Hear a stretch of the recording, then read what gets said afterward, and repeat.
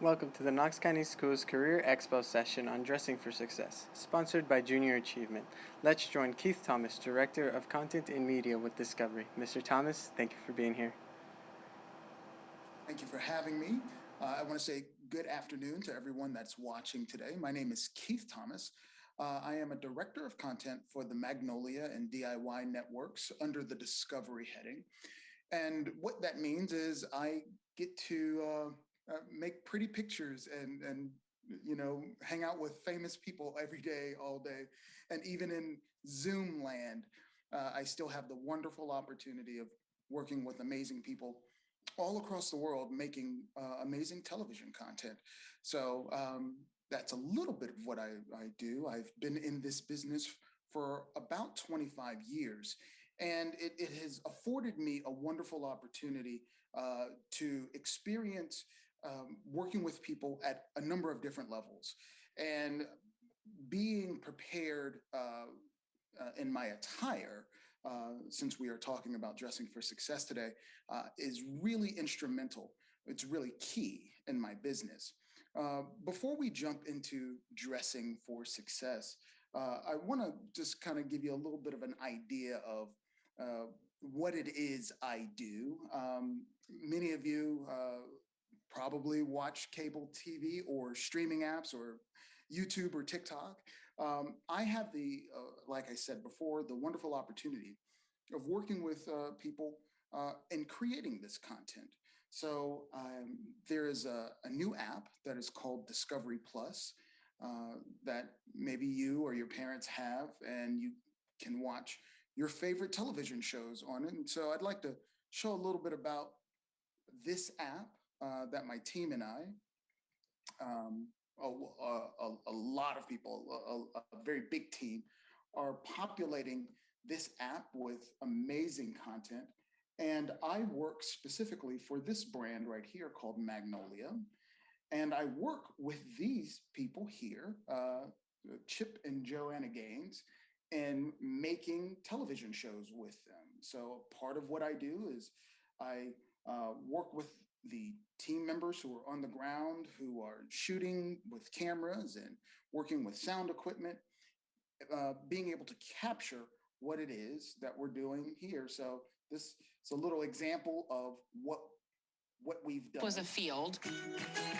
Just a little white farmhouse that needed a little TLC. Who wants to get eggs? But as the kids have gotten bigger, we're adding on a little space because living we've room. added an addition to the family. We used to have 4 kids. Now we've got a toddler on our hip. And so the farm has evolved. The animals have evolved. But this add-on has been something I would say I've been planning for 5 years. Like, it's time. Oh, you want me to start climbing? Well, hold on. Watch your elbow. So I get to work with those folks almost every day, and they're a great pair to have fun with. What you don't see are the hundreds of people who are connected in this television world to make this content. And we all, as we were trying to get into this world, had to do interviews and sit with folks who were in charge and have meet and greets and business exchanges. And part of those exchanges, part of what we're doing is communicating to each other in nonverbal ways. The biggest nonverbal communicator that you have is how you dress. Your attire will speak for you when you're in any one of these meetings. So right now I'm wearing a suit. I wear suits almost daily for the meetings that I attend, but sometimes I'm on a set. I work with camera operators and directors and producers who are on the ground who are making the shows, and sometimes my attire has to change for the environment that I'm in. But regardless of any location that I'm in, how I present myself with my attire speaks for me before I even open my mouth. And that's one thing that I would want to encourage you all to be mindful of, is that you can communicate what it is that you want, how it is that you are, where you want to go, simply by how you adorn yourself. What you put on is really key. And as a means of success, you want to make sure that your dress speaks for you well. Uh, One other thing that I tell all of my colleagues is uh, when you're in a location, when you're working with people, uh, you want to make sure that you're appropriately dressed for that location. Um, as I said, I'm in a business environment, so daily I wear a suit. If I'm on set, I wear sometimes steel toe boots because many of the sets that we're on are construction sets. We're building houses or we're renovating a space. So we have to make sure that we're wearing safe attire. For you, if you're going into a work environment, let's say you're going in for a job interview, the first thing that I would suggest that you do is research the company. If it's your first job and you're going to work at a fast food restaurant, go to that space knowing ahead of time, how should I present myself? How should I dress? What is the workplace environment standard for attire? You should know that up front, and that's a very simple Google search, or just walk in the space and see what people are wearing. Um, but when you're preparing for some sort of interview, you want to take that presentation up another notch. You want to make sure that your clothes are pressed and that they're clean and that they are suitable for the environment that you're in. I always highly recommend ties for young men. I'm not wearing a tie today, but typically I would be in a suit and tie, and a tie tends to speak for you in a certain way. For the ladies, I always tend to recommend some type of business slack or skirt when you're presenting yourself in an interview space. That type of attire will speak for you ahead of time. So just to kind of get into a little bit more detail about some attire guidelines if you're going out on an interview. And I share these, and they have been shared with me for many, many years. Like I said, the first thing you should do is research the company or the workplace that you're going to have this interview. Understand the type of attire that they wear. Follow their workplace attire guidelines. And then when you're preparing for your interview, when you're wanting to get ready to go, think about the type of clothes that you feel comfortable and confident in. What do you enjoy wearing that aligns with this organization's standards? You know, you don't want to overthink this, but you just want to make sure your style is appropriate to the style of workplace that you're going in. I would suggest for men and women that don't wear revealing clothes. Make sure that your clothes are appropriate for the season that you're in. Make sure that your attire that you pick out doesn't have stains or tears or pet hair. You want to make sure that everything is wrinkle free, and I have to tell my sons all the time, you need to iron that shirt. So I would recommend that you iron your shirt, your pants, your skirt. Make sure everything is appropriate in your attire. You want to just, before you go on an interview, which you're preparing for, prepare for it the night before. Lay out your attire, make sure everything is in place. You don't want to be the day of going on an interview and scrambling. Oh, where are my shoes? Where are my socks? You know, where's my belt? You want to have everything prepared because you want to go into a space when you're well appointed in your attire with a sense of confidence, and you don't want to be frazzled or frustrated or flustered in any way. So I highly recommend before going into an interview space, lay out your clothes ahead of time. You will learn eventually over time. I know you may be a little young for this, but I often tell my colleagues you need to know the difference between casual attire and business attire. Uh, the type of suit that I'm wearing today is appropriate for a business environment.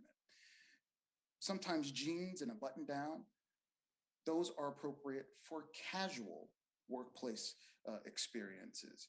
So you need to know the difference when to wear what.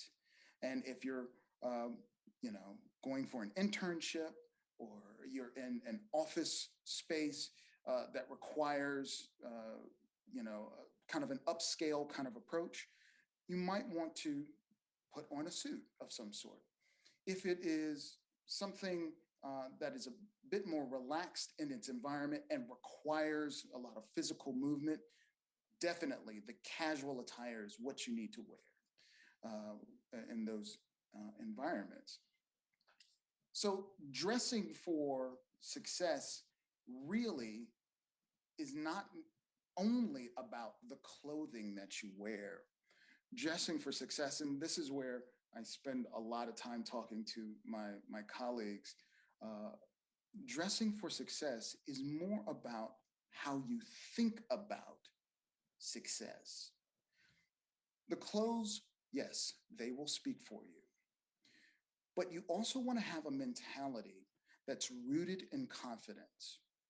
You want to think about, uh, you've already, I'm assuming, done research for the space that you want to be in, that you have a vision, you have a goal that you want to achieve to maybe acquire a job. You've done your research, you go into that space with a sense of confidence.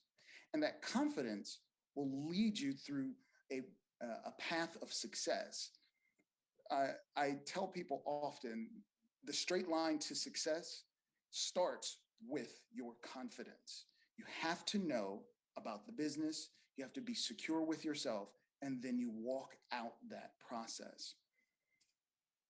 There are a couple of other things I want to talk about in regards to success. Uh, and again, I apologize. I'm truncating this into a very, very um, short time span, and I want to have some time for some questions. Uh, but your mindset when it comes to success is key. We've already talked about confidence. Um, One thing that I encourage young people to have is a sense of standing on your word. If you say something, you got to do it. And if you're going to go to an interview and you have set a time to meet at a location to do your interview, make sure you show up in a timely fashion. That shows that you're keeping your word. It speaks for you ahead of time to, to that potential employer. They will know, okay, this person really wants this experience. They really want this job. They really want to do this thing. They've showed up 15 minutes early. That will speak for you. And it is a part of keeping your word. You've made an agreement and you've followed through. So your confidence, keeping your word, and then having a positive self identity. And what I encourage my friends to do all the time is think about yourself, think about how you feel. And sometimes, man, life is hard. COVID is making things a little bit more difficult.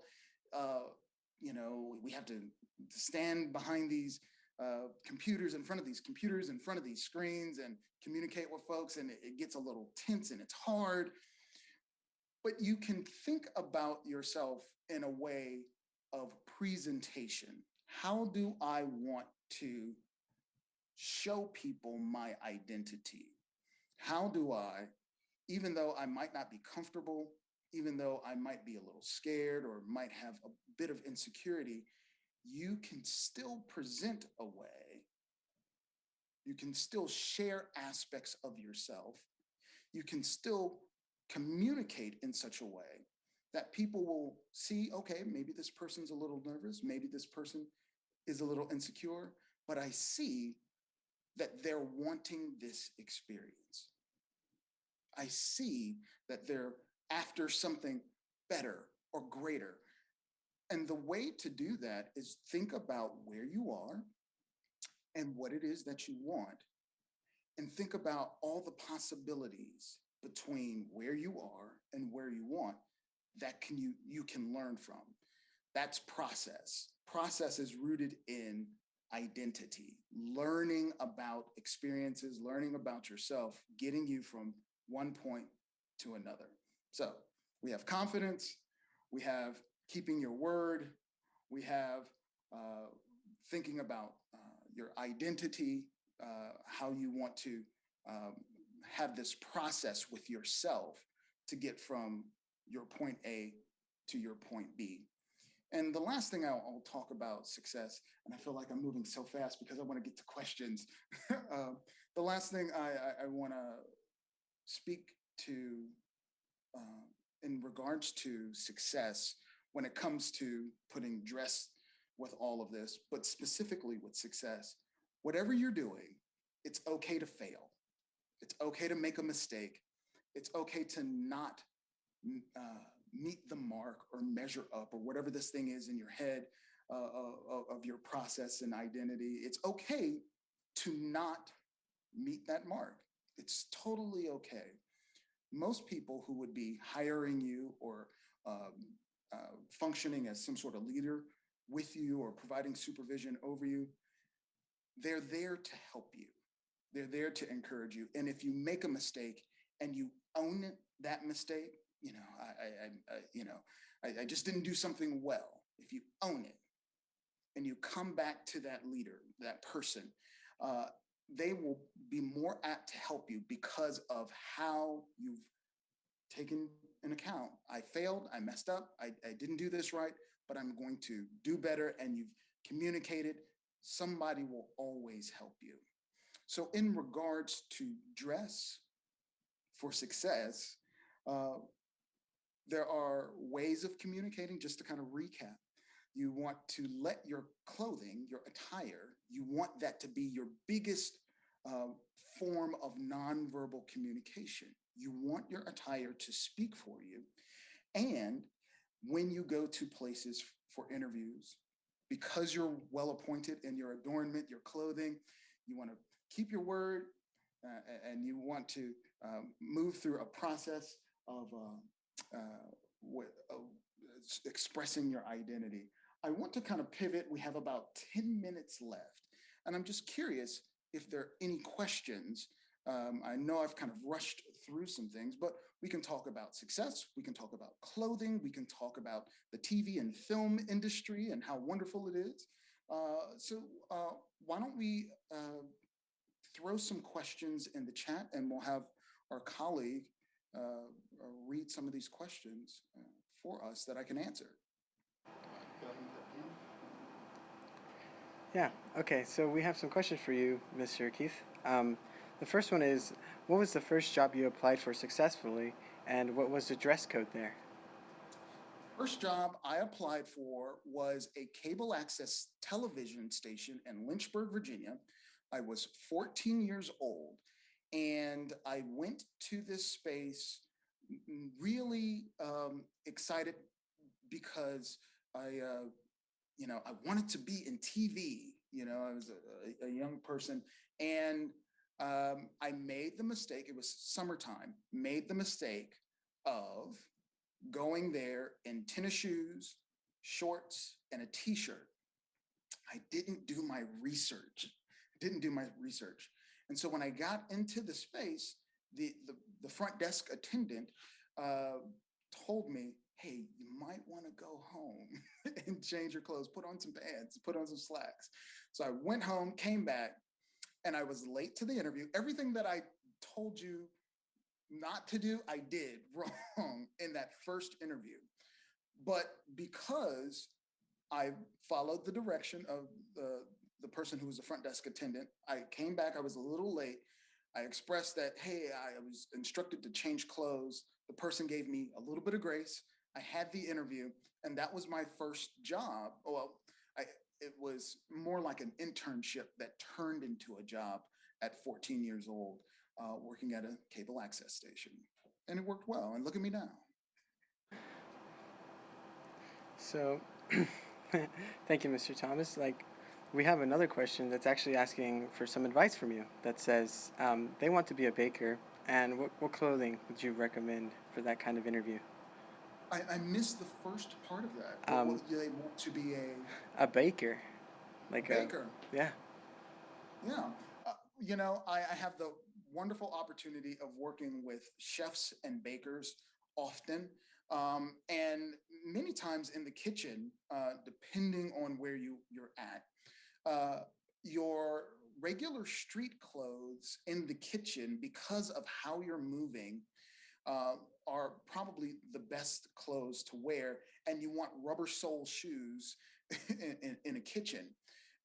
And so, an employer who's a baker, in some cases, depending on the environment, they may ask you to purchase rubber sole shoes just so you don't slip in a kitchen space. So, if you're going to invest in anything, invest in the proper shoes for a space like that. So, typically in those baking environments, your leisure, athletic wear, casual attire will work, something that you're comfortable in, and very sensible shoes for the kitchen space. Okay. Well, we have another question from a student that says, what kind of questions do you think they would ask in an interview? Um, every interview that I've ever been on in my entire life, I get this same question, and they will ask in some way, what area is your weakness, or where do you feel you need the most improvement? You will get that question. And my suggestion, the best way to answer that is knowing, hey, I have an area of improvement. Already know that for me, I needed to always improve in my writing. And the reason why I say that is because in the TV and film world, stories are key. So I know if I talk about improving in my writing, even though I am a great writer, if I talk about being a better writer, that communicates to the employer that I know what's important about the business. So, what I would suggest to you, whatever business environment that you go into, when they ask you, what area do you need to improve in, you want to communicate that you want to improve in an area that is crucial to the business. If it's a fast food restaurant and it's about process, and you're turning the food out quicker, talk about how you want to, you know, do better at process. I want to learn better at process because I want to be more efficient. That's how you answer a question like that. All right, we have another very fun question from a student for you, Mr. Thomas. They're asking, where did you get your suit from? I had this suit custom made in Bali, Indonesia. All right, go ahead, go. Okay, so so we have another quite interesting question for you. Actually, it says, why are there any particular colors that would work well for certain jobs? Like, is there best colors to wear for any specific interview, or is there like a restricted or a wide variety of colors that is acceptable? Well, you can never go wrong with a traditional black. A black suit, black pants, a black skirt will always work in any environment. You can never go wrong with wearing a basic black. You can also have navy, a dark navy in your repertoire. Those two colors will never go out of style. They will always be appropriate for any casual or business work environment. You will always, whether it's a high-end business setting or some type of work a manual labor. I've done it all, and having black or blue will always work for any of those environments. Well, that's really good information to know. Um, we have another one that's probably really important as well from a different student asking, does hair and makeup count as dressing? Hair and makeup is very important. It is another means of self-expression in a way that one could communicate in a nonverbal sense how you choose to wear your hairstyle. And hair and makeup is very key if it is key for you. And this is where I want to celebrate, diversity. However you see yourself, make sure you show yourself in your hair and your makeup, you know, make sure it's always neat and clean and organized, but have a celebration of self in how you wear your hair. More people are, your hair is a way of kind of expressing a bit of personality. So you want to give a little bit of personality in that space, especially if you're in a creative field like mine. You might, you know, put on a business suit, but for many years I had long dreadlocks down to my waist, and only just 5 years ago did I cut my dreadlocks, only because I felt like it was time for a change. But for 15 years, I had dreadlocks, and I would keep them neat, and I would have them in a bun or in a ponytail, or I'd wear them any number of ways, and it was just a part of my self-expression. So it's very key. Well, actually, we have a very good follow-up question for that that kind of goes along with what you were saying, which is, does attire depend on social norms? Um, that's a very tough question. Uh, if you look at attire, it is rooted in traditional social norms. Yes, but I would always suggest to a person, celebrate being who you are and let people love or hire you for who and how you are. And if uh, you want to adorn yourself in a way that is a respectable way, a very organized and polished way, but it is something rooted in a cultural tradition, you should wear that. Okay. We have another student actually that wants to ask you a more personal question for you, Mr. Thomas, which is, how hard did you have to work to get to where you are today? I work very hard now, and I have worked very, very hard over the last almost 25 years. But I will say, working in this industry, I go to work to play every day. I love what I do that much that it really doesn't feel like work. But our days are long at minimum, because I'm working also on West Coast time, but I'm on the East Coast. I'm working at minimum a 12-hour day every day, 7 days a week. Okay. Well, this is another question that about attire, which is like, do you consider a suit to be the only business attire? And if not, do you have any other examples of which it could be appropriate? A suit is not the only business attire, but there are several things that can make several accessories that can make casual attire business attire. So you can wear a sports coat for anybody who any young person who's um, maybe without a suit. You could also wear a tie. You can also go with some type of waistcoat or vest of some sort. For ladies, you don't always have to wear your power suit. It's good if you have a suit, but just sometimes a skirt and a blouse, or a blouse and some slacks, can be business enough, appropriately business attire, appropriate business attire. Well, that is all the questions we have for you today, Mr. Thomas. So, thank you for joining us on this session of Dressing for Success. Have a nice day.